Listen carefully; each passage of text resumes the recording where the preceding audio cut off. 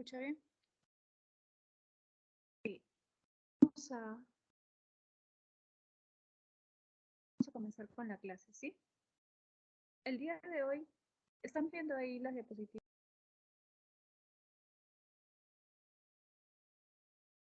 ¿Sí? ¿Me pueden avisar si se ven?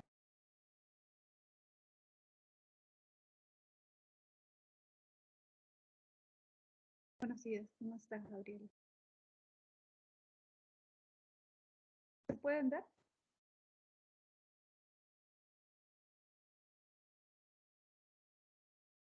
Sí, ok, perfecto. Ya, entonces vamos a comenzar. El día de hoy tenemos que ver el tema de filosofía moderna, ¿sí? La filosofía moderna es un periodo de la historia de la filosofía que va desde el siglo XVII hasta el siglo XIX. Como tú sabes, por historia, usualmente la etapa moderna se cuenta desde el siglo XV, ¿no? Desde la caída del Imperio Romano de Oriente. Y esto coincide con el periodo que se conoce como Renacimiento y Humanismo. En el ámbito de la filosofía se considera que la etapa moderna de la filosofía recién comienza en el siglo XVII, ¿no? El Renacimiento siglo XV, siglo XVI. Y esto se debe a que recién en el siglo XVII, digamos, va a haber una ruptura mucho más fuerte con respecto a la filosofía medieval. ¿Ya? En el Renacimiento hubieron, es decir, en el siglo XV y XVI hubieron muchos filósofos que fueron distanciándose un poco de las características de la filosofía medieval, pero todavía seguían conservando algunos aspectos que los asemejaban a la época medieval. En cambio, en el siglo XVII va a surgir un filósofo muy importante que es Descartes, que sí va a tomar bastante distancia. Luego vamos a ver por qué. ¿Qué es lo que hace que Descartes sea considerado el padre de la filosofía moderna? ¿Sí? Ahora, un aspecto fundamental para diferenciar la época medieval de la filosofía, ¿no? Y la época moderna de la filosofía es la separación, independencia de la razón frente a la fe, es decir, de la filosofía frente a la religión. Como tú sabes, la filosofía medieval, la época medieval en general, fue una época ligada a la fe religiosa, ¿no? Todo se fundamentaba en la Biblia y en la creencia en Dios. En cambio, eso va a cambiar radicalmente en la época moderna de la filosofía. En la filosofía moderna, la razón va a ser el fundamento de todo conocimiento, como vamos a ver luego. Entonces, el tema fundamental es el conocimiento, ¿sí? El tema, digamos, que todos los autores que vamos a ver hoy día tocaron como punto de partida, digamos, para abordar otros temas, porque también, obviamente, se interesaron por otros temas, ¿no? Por ejemplo, Kant, Locke también se preocuparon por cuestiones políticas, éticas, ¿sí? Pero el punto de partida en general de sus reflexiones van a ser el conocimiento. Y vamos a tener tres corrientes que vamos a estudiar hoy día: el racionalismo, el empirismo y el criticismo. Son tres corrientes filosóficas que se distinguen precisamente por su concepción distinta acerca de qué es el conocimiento y de dónde surge el conocimiento. Vamos a comenzar entonces con Descartes. Y vamos a primero estudiar a Descartes. Fíjate. Descartes es padre de la filosofía moderna y también es considerado el padre del racionalismo moderno. Descartes, ¿por qué es considerado padre de la filosofía moderna? Por algo simple. Fíjate acá en la tercera flechita, ¿no? En la segunda línea dice: supera Descartes el criterio de autoridad dominante en la filosofía medieval. En la época medieval, las personas consideraban que algo era cierto, verdadero, si estaba fundamentado en una autoridad, es decir, si una autoridad lo planteaba, lo sostenía. Por ejemplo, en la época medieval, la Biblia era una autoridad porque se consideraba la palabra de Dios. El Papa era una autoridad, ¿no? Obviamente nosotros sabemos que es una autoridad religiosa, pero en la época medieval era una autoridad en todo sentido, incluso política.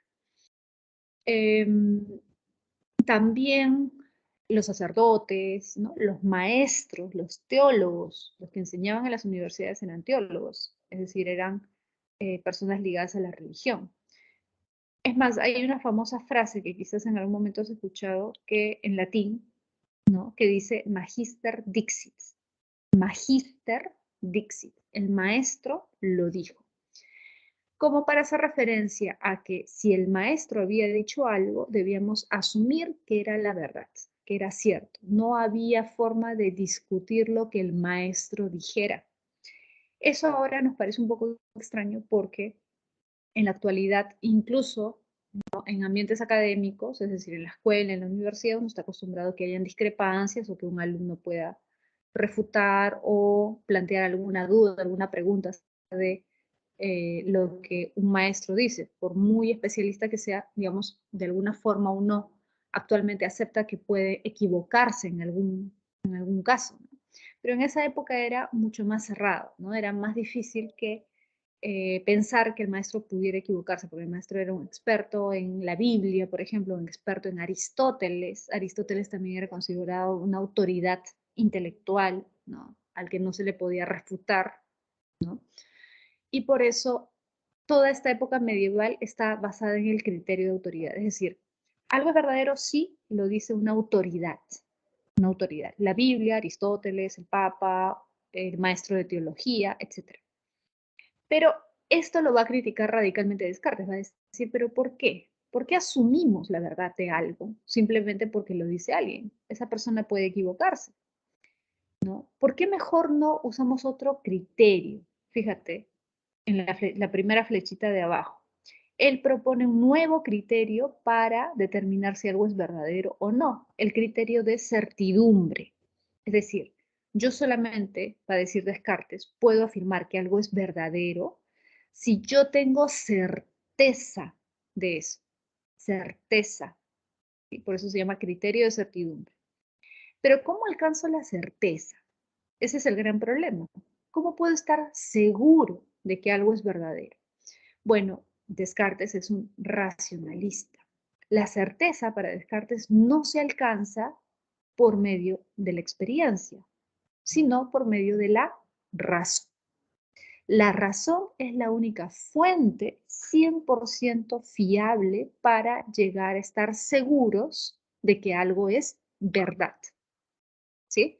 Pero no es tan fácil llegar a la certidumbre, a la certeza de que algo es verdadero. Primero hay que examinar, es decir, hay que dudar, algo que no se hacía, ¿no?, en la época medieval. En la época medieval tú tenías que asumir que Dios existía y si dudabas podías estar en problemas, ¿no? Por la Inquisición, ¿no? Podía haber una persecución. Las personas que dudaran de, de Dios. Es más, la Inquisición todavía existía en la época de Descartes y va a perseguir a Descartes por haber puesto en duda la existencia de Dios. Ojo, por haber puesto en duda, porque Descartes en su obra al final concluye que Dios existe, pero lo puso en duda. Y eso es suficiente como para que la Iglesia, o en este caso la Santa Inquisición, no quiero un órgano de la Iglesia, persiguiera a Descartes, ¿no? En la época medieval aún con mayor razón.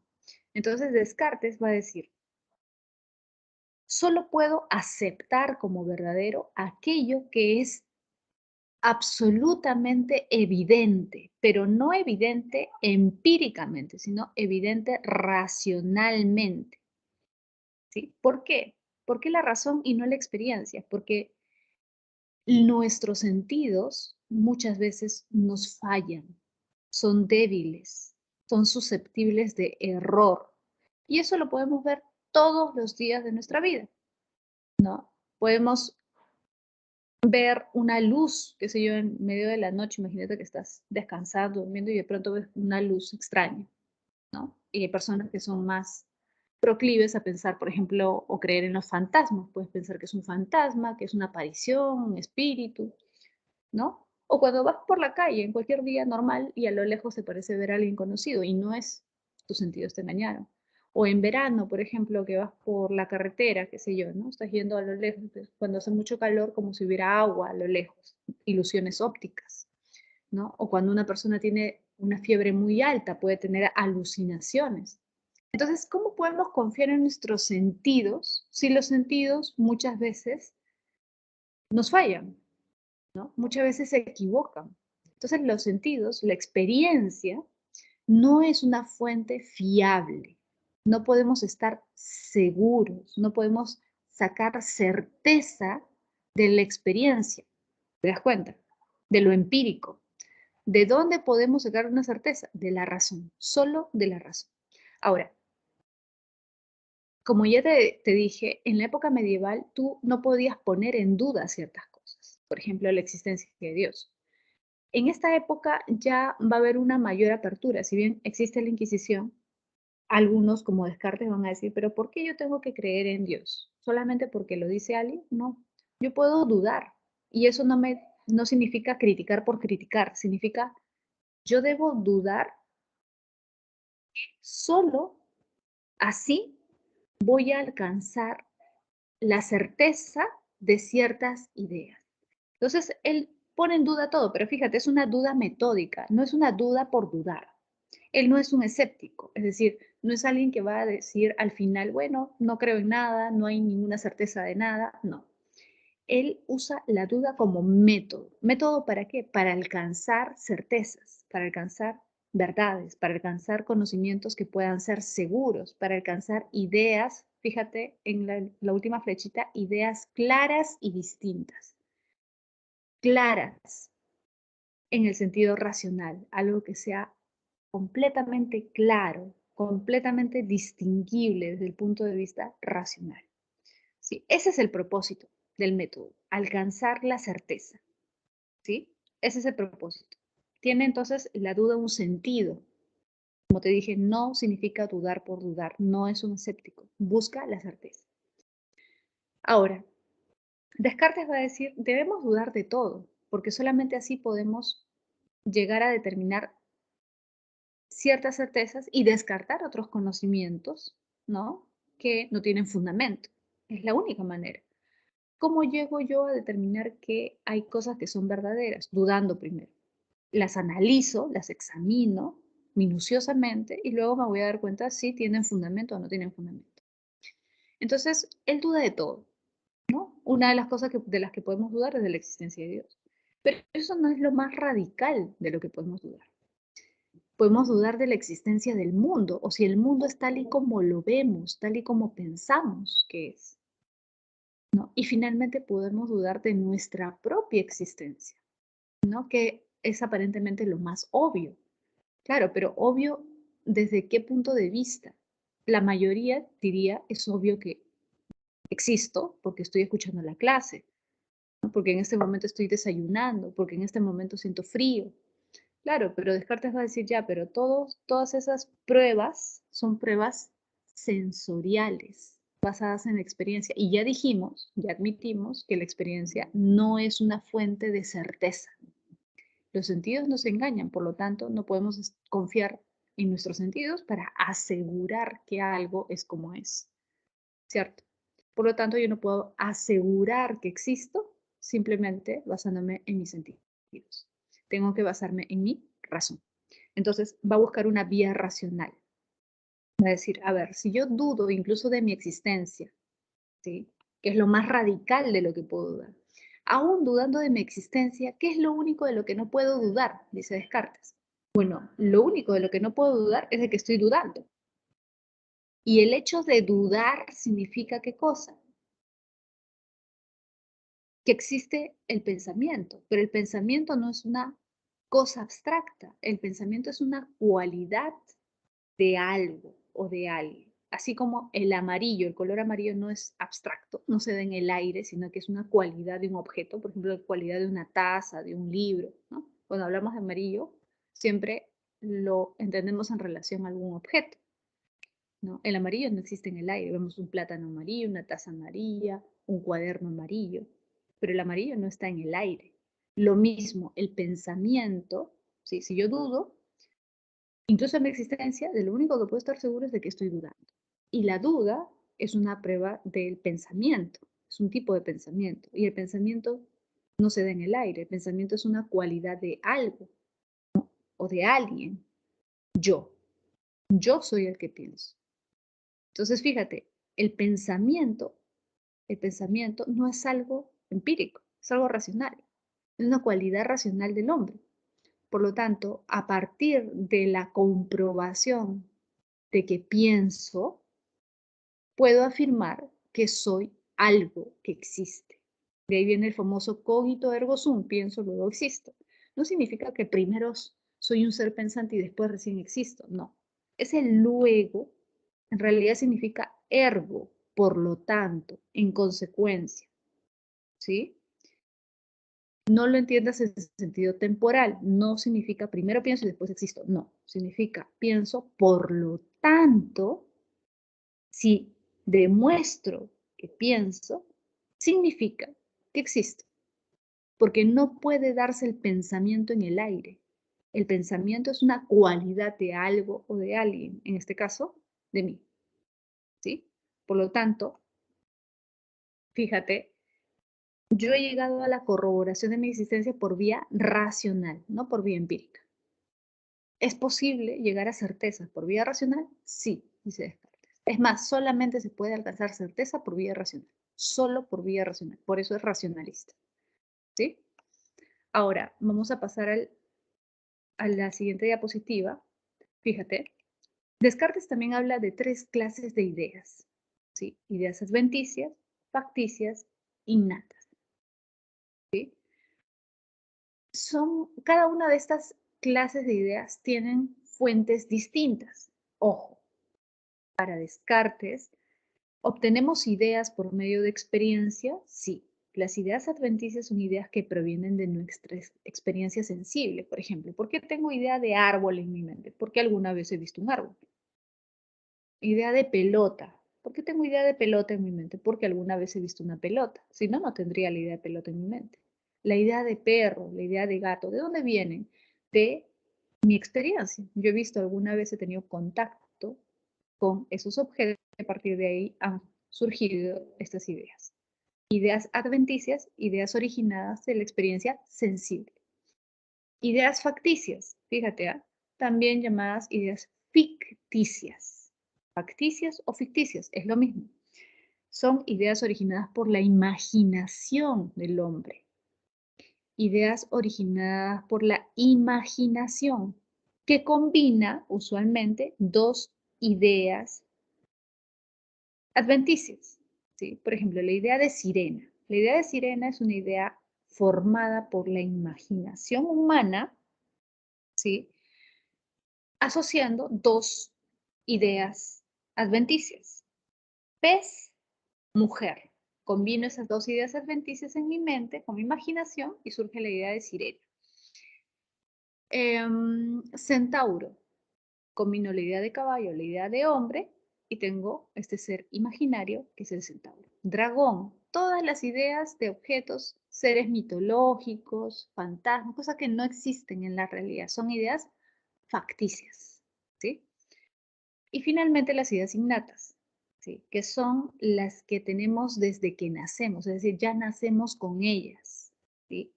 Innata significa desde el nacimiento, ya nacemos con estas ideas. ¿Qué ideas? Fíjate, perfección, infinito. Si te das cuenta, son ideas abstractas. Perfección, infinito. ¿Por qué son innatas? Fíjate, no todas las ideas son innatas, son unas cuantas nada más, pero son las más importantes para Descartes. ¿Y por qué afirma que son innatas? Porque estas ideas no surgen de la experiencia. Yo no experimento la perfección, yo no experimento lo infinito. Sin embargo, cuando alguien me habla de estas cosas, yo entiendo a qué se refiere o no. Por ejemplo, decimos el universo es infinito. Yo no experimento la infinitud del universo. Yo sé que el universo es infinito y entiendo a qué se refieren los científicos cuando dicen eso, pero yo no experimento la infinitud. Mi experiencia cotidiana, mi experiencia diaria, no me dice que las cosas son infinitas. En mi experiencia cotidiana yo no encuentro pruebas de la infinitud del universo, no, al contrario, en mi vida cotidiana yo encuentro la experiencia de lo finito, ¿sí? Yo sé que soy un ser mortal, que voy a morir, ¿sí? Sé que los que me rodean van a morir en algún momento, sé que envejezco, también los animales desaparecen, mueren, los objetos tampoco son infinitos, ¿no? Ni eternos, ¿cierto? pueden desaparecer porque son materia, pueden degradarse, corromperse. La perfección tampoco yo experimento en mi vida cosas imperfectas, ¿no? Hay cosas más bellas que otras, probablemente más bonitas que otras, pero perfección, no experimento perfección en mi día a día. La eternidad, el universo es eterno, desde cierto punto de vista sí, pero yo experimento eso en mi vida cotidiana, no. Entonces, si no experimento eso, si no viene de la experiencia, ¿de dónde viene? Bueno, Descartes va a decir, debemos asumir que nacemos con esas ideas, que ya hemos nacido con esas ideas. Pero, ¿cómo han estado en mi mente desde mi nacimiento? ¿Cómo así han surgido? Bueno, lo que va a decir Descartes es, bueno, la única explicación, ¿no? Porque solamente una idea de perfección puede originarse perfecto. Solamente la idea de lo infinito puede ser originado por algo infinito. La única explicación es que haya un ser con estas características, perfección, infinitud, eternidad, etcétera, que haya dejado su huella en nuestra mente y gracias a eso podemos pensar estas ideas.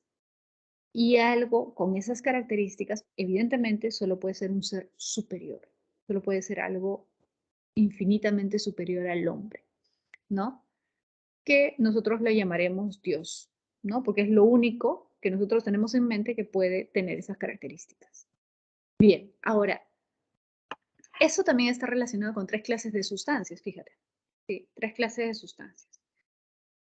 El hombre, por ejemplo, es una combinación de 2 sustancias, las 2 primeras que están ahí, sustancia pensante y sustancia extensa. ¿Sí? Extensa, ¿por qué? Fíjate en la segunda, porque el hombre tiene cuerpo. La sustancia extensa es cualquier cuerpo o extensión. Animal, una planta, un mueble, ¿no? El cuerpo humano es materia, tiene extensión, tiene movimiento, reposo, ¿sí? Se rige por las leyes de la física, ¿sí? Son sustancias extensas, todo lo que existe materialmente en el mundo. Pero hay una gran diferencia entre el hombre y todas las demás sustancias extensas, ¿no? Hay una diferencia. El hombre tiene otra sustancia, sustancia pensante. El hombre no solamente es cuerpo, también es pensamiento. El hombre también juzga, razona, quiere, imagina, siente. Ojo, siente no en el sentido empírico, ¿sí? Sino en el sentido de las emociones, de los sentimientos, ¿sí? Acá alguien podría decir, bueno, profesora, pero también los animales que no son sustancia pensante porque no son racionales, sienten. Bueno, para Descartes no. Para Descartes los animales eran como máquinas, ¿sí? Entonces Descartes creía que el único que juzga, razona, quiere en el sentido de voluntad, de desear algo, ¿no? Imagina y siente en el sentido de los sentimientos, es el hombre.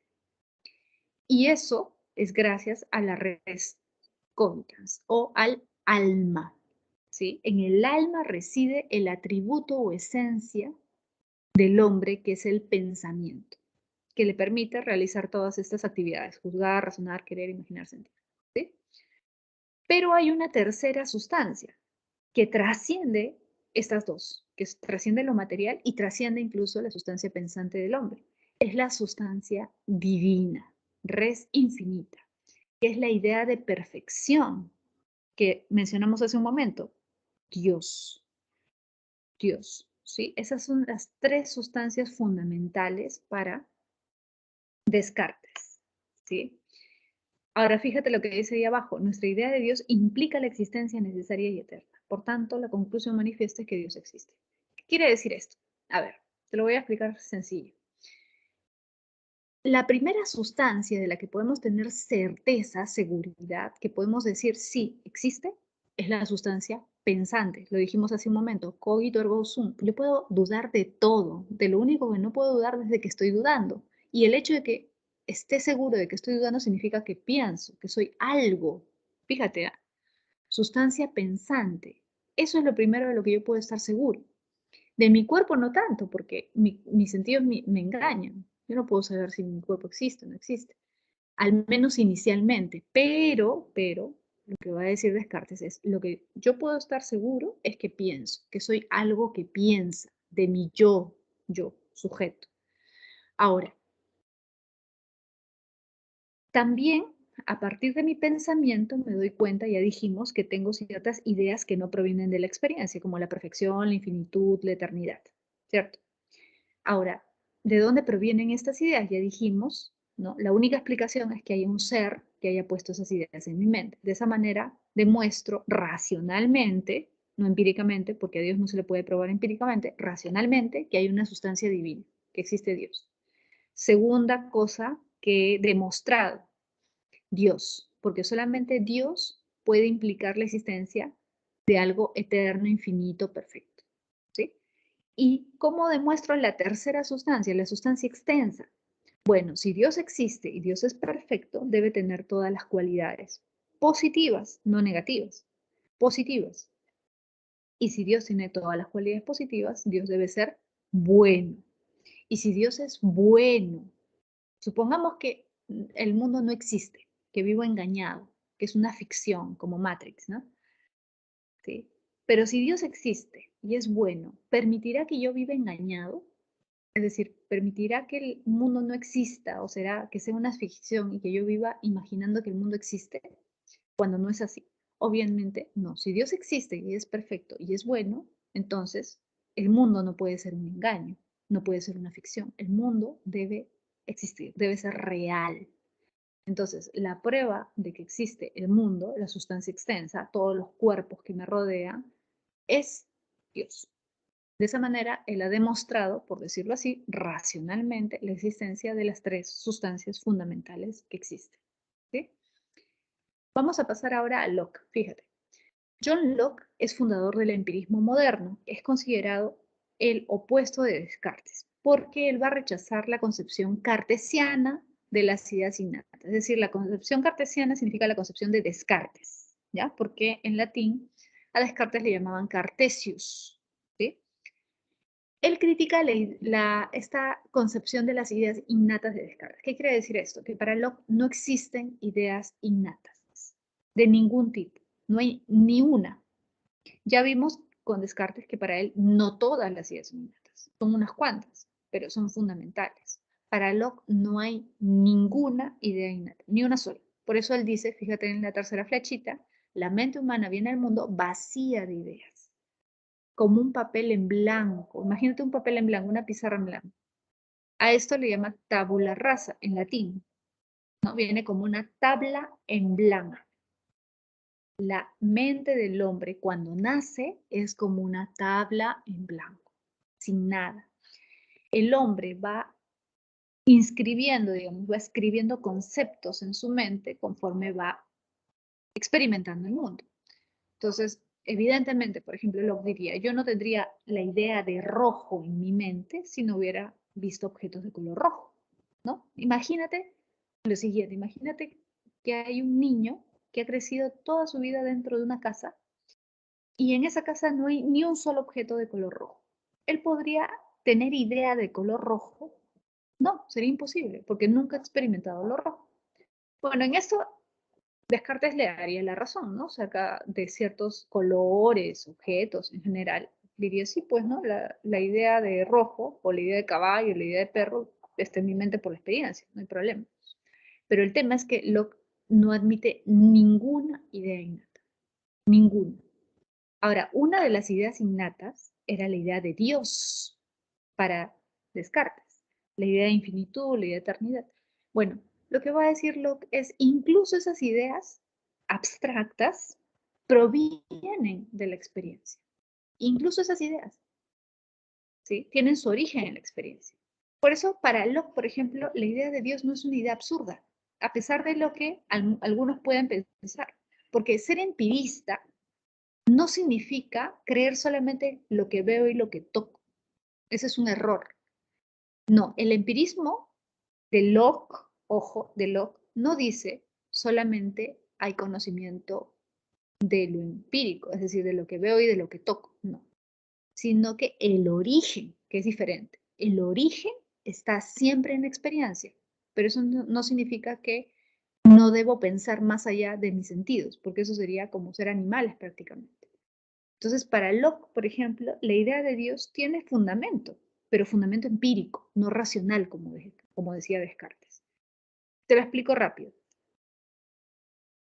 En tu vida cotidiana, en tu día a día, tú experimentas las cosas que te rodean, ¿no? Ves, observas y te has dado cuenta de que todas las cosas que te rodean han sido creadas o generadas por alguien o por algo, ¿no? No existe una planta que surja de la nada, debe haber habido una semilla para que exista la planta, ¿no? Un libro no es algo que surge de la nada, alguien tiene que haberlo hecho. Una mesa también alguien tiene que haberla fabricado. Tu laptop, tu taza, todo, todo lo que te rodea, tú mismo has sido generado por algo, por alguien, ¿sí? Por eso es que si yo te dijera, por ejemplo, yo no tengo padres, yo surgí de la nada, tú no me creerías. ¿Por qué? Porque tu experiencia cotidiana te dice que todo tiene una causa, todo tiene un fabricante, un generador, ¿cierto? Bueno, Locke, a partir de esta experiencia, va a decir lo siguiente. Bueno, si nosotros, por nuestra experiencia, sabemos que todo lo que existe tiene una causa, un generador, etcétera, entonces, ¿qué podríamos decir sobre el universo? El mundo en general, el universo. ¿Debe haber tenido una causa o no? ¿O puede haber surgido de la nada? No, tiene que haber tenido una causa. Eso es lo que nos dice nuestra experiencia. Pero fíjate, claro, pero yo no he visto cómo ha surgido el mundo. Claro, pero Locke te puede decir, bueno, tú no has visto directamente, pero a partir de tu experiencia concreta puedes inferir. Ojo, Locke no desprecia la razón. La diferencia con Descartes es que para Locke la fuente primigenia es la experiencia, no la razón, como decía Descartes. Pero eso no significa que no puedas hacer uso de tu razón, que no puedas inferir, ¿no? Entonces, puedo inferir que también el universo debe tener una causa, un generador, un fabricante.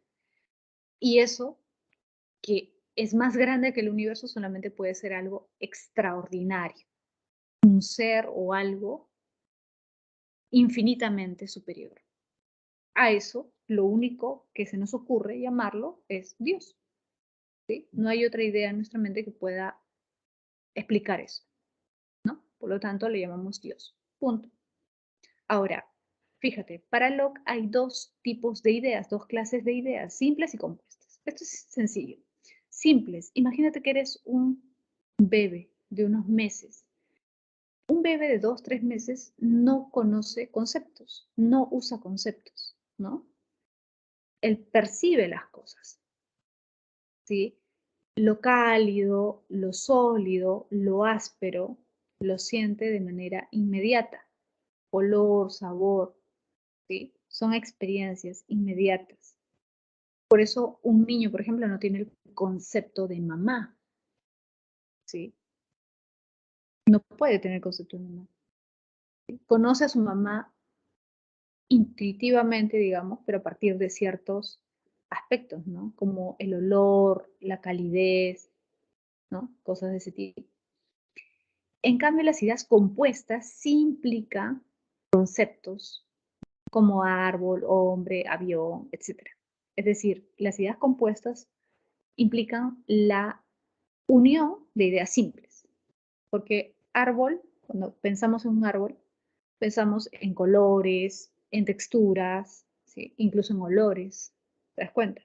Entonces es una unidad de ideas simples. Lo mismo ser humano, avión, pelota, ¿no? Relacionamos varias ideas simples para construir esta idea compuesta. Idea de pelota, idea de avión, idea de mesa, idea de celular, etc.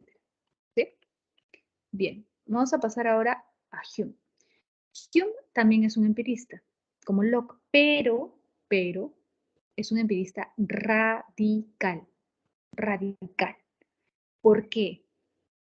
Porque Hume sí va a desconfiar de la razón. Es decir, Hume, a diferencia de Locke, que va a decir, bueno, podemos partir de nuestra experiencia sensible y luego inferir, ¿no? Y confiar en esa inferencia. Por eso es que confiamos en que la idea de Dios tiene sustento empírico, simplemente inferimos a partir de ese sustento empírico la existencia de Dios. Hume va a decir, no, No, por eso es un empirista más radical. Él va a decir, solamente hay conocimiento de lo que experimento.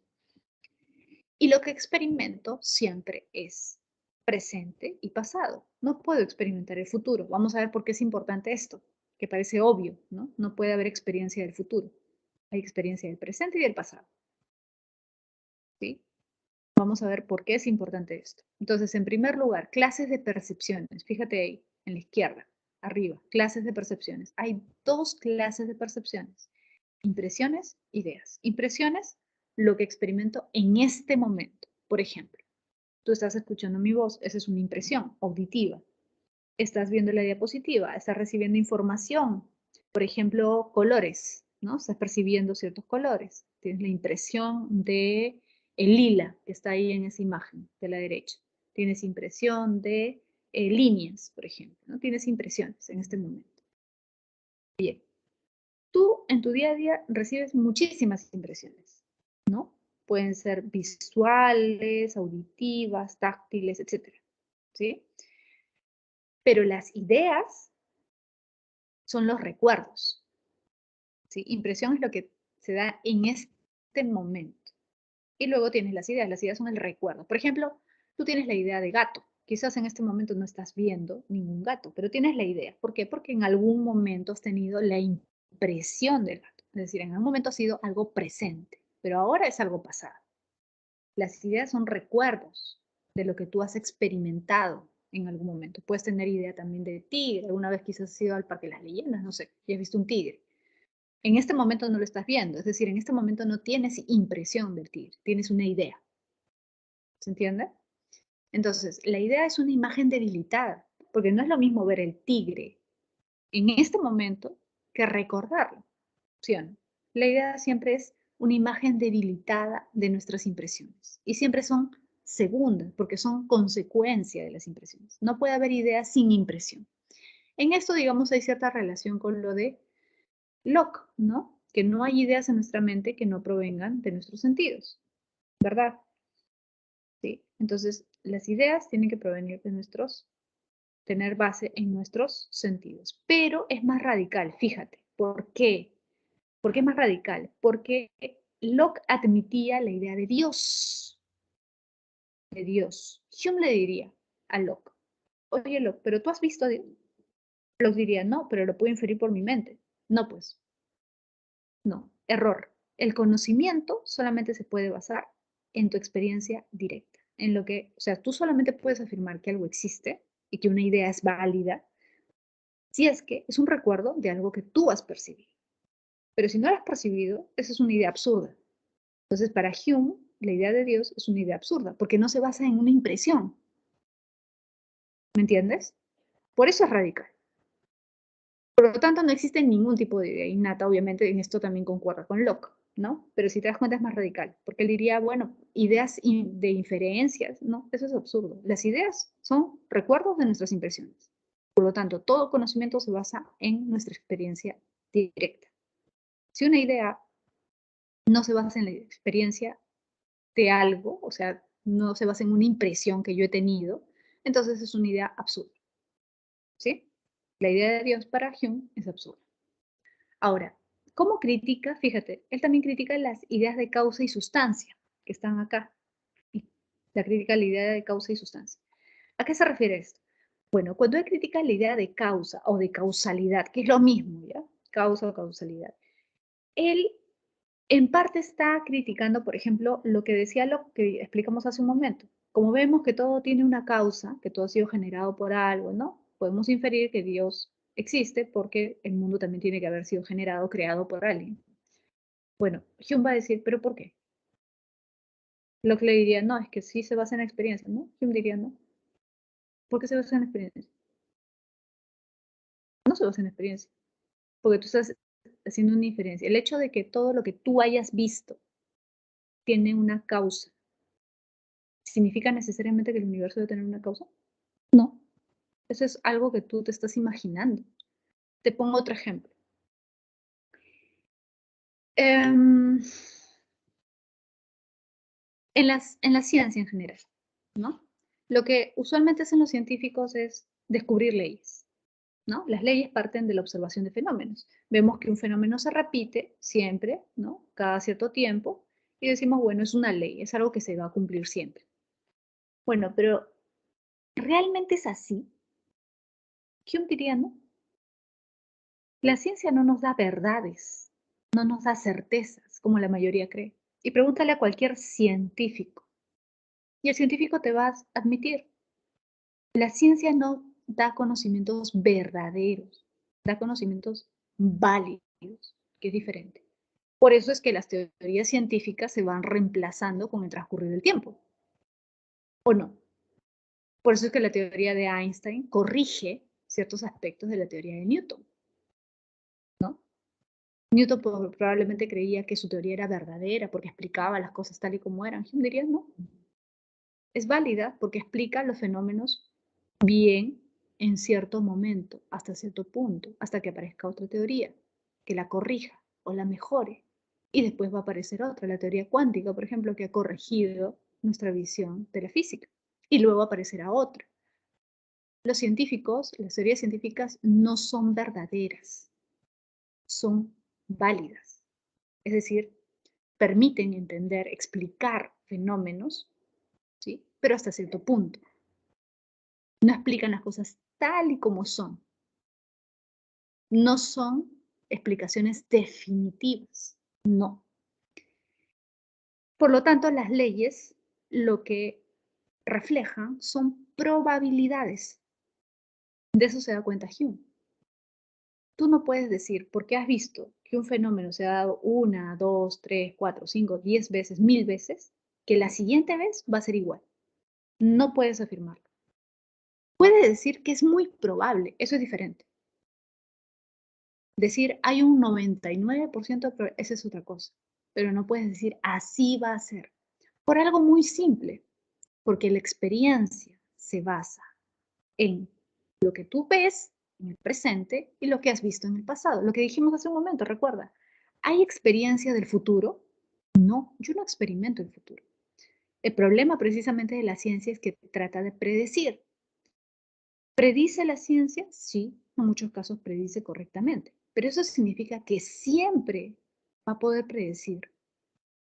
¿Siempre va a ocurrir lo que predice? No, eso no. Hay una probabilidad muy alta de que ocurra como lo dice, como lo predice, pero no es una verdad absoluta. ¿Te das cuenta? Entonces, ¿qué nos hace pensar? Vamos a poner un ejemplo muy simple. Imagínate una bola de billar blanca y una bola de billar negra. Que siempre que la bola de billar blanca choque la bola negra se va a mover. ¿Qué nos hace pensar eso? Bueno, el hecho de que lo hemos visto 1, 2, 3, 10 veces, 100 veces, nos hace suponer que la siguiente vez también va a ocurrir. Entonces, ¿en qué se basa? Se basa en el hábito. Fíjate en la última línea, el hábito y la costumbre. El hecho de haberlo visto tantas veces nos hace pensar que siempre va a ser así, pero eso no es cierto. Hay una alta probabilidad, pero no es cierto. Cierto significa seguro, 100%. No. Y la crítica a la idea de sustancialidad, o la crítica a la idea de sustancia, que es lo mismo, recuerda lo que decía Descartes, hay tres sustancias, sustancia pensante, sustancia extensa y sustancia infinita, Dios, ¿no? ¿Sí? Esto, va a decir Hume, también es un absurdo, porque yo no percibo sustancias. Acuérdate que él se basa en la percepción, lo empírico. Yo no percibo sustancias. A ver, ¿a Dios lo percibo? ¿Sustancia infinita lo percibo? No, no lo percibo. ¿Sí? Incluso la idea de hombre. ¿Qué es eso? Lo que llamamos, ¿cuál es la esencia del hombre? El pensamiento. ¿Yo percibo eso? No. Yo percibo personas concretas. Yo no percibo al ser humano. Yo percibo a Diana, María, Jesús, Bruno, no sé, Dayana, etc. Yo percibo seres concretos. No percibo el hombre, la idea de hombre. Por lo tanto, estas sustancias, sustancia pensante, sustancia extensa, es absurdo, ¿sí? Yo simplemente percibo propiedades, atributos. Por ejemplo, veo una taza, percibo color amarillo, percibo color, no sé, azul. La toco, percibo la dureza, ¿no? Percibo una temperatura, ¿sí? y mi mente luego hace la conexión, ¿sí? Pero mi mente luego manipula esos datos. ¿Yo puedo confiar en eso? No, yo puedo confiar solo en lo que toco, siento, percibo directamente con mis sentidos. Eso es lo que existe. Lo otro, no sabemos. Lo más probable es que sea una deformación de la realidad. ¿Te das cuenta? Bien, vamos a pasar ahora a Kant. Fíjate, Kant es el fundador de una corriente conocida como criticismo. El criticismo es una corriente que trata de conciliar, digamos, o de unir, sintetizar el racionalismo y el empirismo. Este término, criticismo, yo sé que es un poco raro, ¿no? Pero viene del título de su obra más conocida, La crítica de la razón pura. ¿Sí? La crítica de la razón. ¿Y qué hace en esta obra, en este libro? Bueno, lo que hace es criticar tanto al racionalismo como al empirismo. Los critica, pero también reconoce en qué sentido están en lo correcto. ¿Sí? Él inicialmente era un racionalista. ¿Sí? Él era racionalista, pero luego al leer las obras de los empiristas se dio cuenta de que también tenían algo de razón. Y por eso lo que él va a tratar de hacer es tratar de unir estas dos corrientes. Las va a criticar, pero también las va a tratar de unir. Por eso es una síntesis, ¿sí? De racionalismo y empirismo. Ahora, ¿qué es lo que va a hacer él? Bueno, por un lado, le va a dar la razón a los empiristas, ya dijimos, ¿no? Va a decir, bueno, la razón no puede descubrir todo, como creía Descartes, ¿no? Descartes creía que la razón era suficiente, la única fuente confiable de conocimiento, es la única que me puede dar certezas. No, eso no es así, porque solo yo puedo usar mi razón si tengo digamos, un objeto con el que trabajar. Y el conocimiento de ese objeto, el conocimiento inicial, digamos, se da a través de los sentidos. Es decir, mis sentidos recogen la información del mundo sensible y luego mi razón procesa esa información. ¿Entiendes? Entonces mi razón es como un procesador, ¿no? Que procesa la información que mis sentidos extraen del mundo sensible. Sin mis sentidos no tendría información. Y sin mi razón no podría ordenar esa información. Por lo tanto, ambos son importantes. Ambos se necesitan, la razón y los sentidos, la razón y la experiencia. ¿Entiendes? Entonces, la razón no puede todo. ¿Sí? Y la experiencia, los sentidos solos tampoco pueden todo, como decía Hume. Si solamente me baso en mis sentidos, pues sería como un animal. La ciencia muchas veces enfatiza el lado empírico de la ciencia, pero la ciencia no sería posible sin el aspecto racional, ¿no? Eso es algo fundamental en la ciencia, universalizar, generalizar, es algo fundamental en la ciencia. Si no, no podríamos tener conocimientos científicos. Precisamente de eso se da cuenta Kant y eso le critica Kant a Hume. Hume nos dice que solamente podemos confiar en lo que percibimos inmediatamente. Si hacemos eso, vamos a ser como animales. Los animales también tienen sentidos, igual que nosotros. Pero ellos, ¿por qué no hacen ciencia? Si el animal también experimenta el mundo, ¿por qué no hace ciencia? Porque no tiene razón. Porque es la razón la que le da forma, orden a esos datos empíricos. Es la razón la que ordena, la que le da sentido, la que crea leyes. Fíjate, las leyes no son parte de la naturaleza, son una invención humana. ¿Sí? Entonces, todas estas capacidades que permiten ordenar los datos que nos dan los sentidos son las categorías.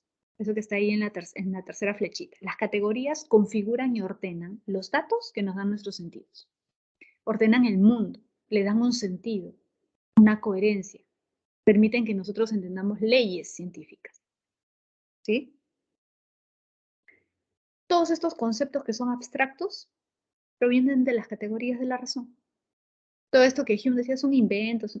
Bueno, Kant diría sí, en buena cuenta sí, pero sin esos inventos, sin esas digamos, ideas que no son experiencia efectivamente, no podríamos darle un orden al mundo. No entenderíamos, simplemente percibiríamos como animales, nada más. Ahora, fíjate en la cuarta línea, dice, la participación preponderante del sujeto en la configuración del conocimiento es lo que se ha denominado como giro copernicano. A ver, esta es una de las partes que a veces muchos no logran entender muy bien. ¿A qué se refiere? A ver, giro copernicano. Obviamente se refiere a Copérnico, ¿no? ¿Cuál fue el gran descubrimiento de Copérnico? Fue el plantear que no es la Tierra el centro, sino el Sol. Que no es la Tierra el centro del universo, no es que el Sol gira alrededor de la Tierra, sino al revés, la Tierra gira alrededor del Sol. Obviamente nosotros ahora sabemos que eso es el sistema solar, que hay más cosas, ¿no? Pero en la época de Copérnico básicamente se habla del sistema solar, ¿no? Entonces, él fue el primero en decir que el Sol es el centro y que la Tierra gira alrededor, no al revés. Ahora, esta idea del giro, la revolución copernicana, Kant lo usa como una analogía con lo que él hace, ¿no? Tú sabes lo que es una analogía. Él va a decir, así como Copérnico realizó un giro científico porque cambió el esquema en ese sentido, ¿no? Revolucionó la ciencia, permitió un giro de 180 grados en la ciencia. Lo mismo estoy haciendo yo en la filosofía, porque antes se creía que el objeto era el centro, era lo más importante, que el sujeto simplemente se dedicaba a recoger, ¿no?, todos los datos del objeto y que el objeto era tal cual, que el sujeto percibía el objeto tal cual. Y no es así. Kant va a decir, el sujeto en realidad no es pasivo frente al objeto. No es que lo percibe tal cual, sino que sin darse cuenta construye el objeto. Porque como ya dijimos, el hombre percibe datos, ¿sí?, recoge datos, pero sin darse cuenta ordena esos datos, ¿sí? Eso es trabajo de su razón, es trabajo humano. Y por lo tanto, no es el objeto el centro, sino el sujeto. El sujeto ordena y le da sentido al mundo. ¿Te das cuenta? Entonces, así como antes la Tierra era considerada el centro y luego se descubrió que era el Sol, Kant va a decir, yo he descubierto que no es el objeto el centro, porque nosotros no percibimos los objetos tal y como son, sino que el hombre es el centro y que el hombre construye, le da orden, le da forma al objeto. ¿Sí? Bien.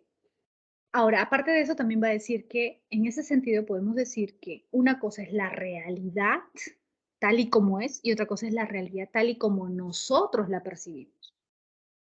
Nosotros percibimos una realidad que no necesariamente es tal cual, porque nosotros ya le estamos dando un sentido, un orden, ¿se entiende? La realidad tal y como es el noumen. Y eso no lo podemos conocer, porque nosotros siempre estamos dándole orden a las cosas, ¿sí? Por decirlo así, el noumeno es la realidad sin ningún orden, la realidad tal y cual es. El fenómeno es la realidad tal y como la percibe el hombre. Al momento de percibirla, en ese mismo momento el hombre ya le está ordenando y por eso no se da cuenta de que hay una diferencia entre la realidad tal cual y la realidad que él percibe, ¿sí? Bien, y por último las clases de juicios, fíjate, esto es sencillo. Juicios analíticos son a priori, es decir, no requieren de la corroboración empírica. A priori significa antes de qué, antes de la experiencia, ¿sí? Son conocimientos que no requieren comprobación empírica.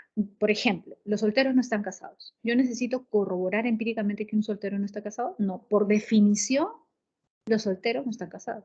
Ningún soltero está casado. No necesito acudir a la experiencia. ¿Te das cuenta? Son universales y necesarios. ¿Qué significa? Que todos los solteros no están casados. Universal. Necesario. Necesariamente un soltero tiene que no estar casado. Si no, no sería soltero. ¿Te das cuenta? Sintéticos, a posteriori. Después de la experiencia recién puedo corroborar si son verdaderos o no. ¿Los solteros son más felices? ¿Puedo saber eso de antemano? No. Tendría que realizar un estudio, por ejemplo. Realizar encuestas, entrevistas para confirmar si eso es cierto o no es cierto. A posteriori, después de la experiencia. Y juicios sintéticos a priori son la mezcla. Fíjate, sintéticos son a posteriori. A priori son los analíticos. Estos son los juicios que constituyen el conocimiento científico. La ciencia nos da leyes universales y necesarias, fíjate características, ¿sí? Universales y necesarias, pero agregan conocimiento nuevo al predicado. Es decir, no me dicen cosas que yo ya sé, sino que hacen avanzar el conocimiento. La recta es la distancia más corta entre dos puntos. Claro, eso ahora probablemente tú lo sabes, pero lo sabes porque lo has aprendido como un conocimiento que no has corroborado, que te lo ha enseñado un profesor. ¿Pero eso se puede corroborar? Obviamente sí. La ciencia lo corrobora, ¿no? ¿Sí? Muy bien, chicos. Les dejo las claves de la evaluación, ¿sí? ¿Se puede ver ahí? Ahí está. Les dejo las claves de la evaluación y ya nos estamos viendo la próxima semana. ¿Chicos? Bien, cuídense mucho. Ya nos vemos. ¿Es posible acceder al Noumenon? André, no. Para Kant es imposible. ¿Sí? Es imposible. Ya, chicos, nos estamos viendo. Chao, cuídense.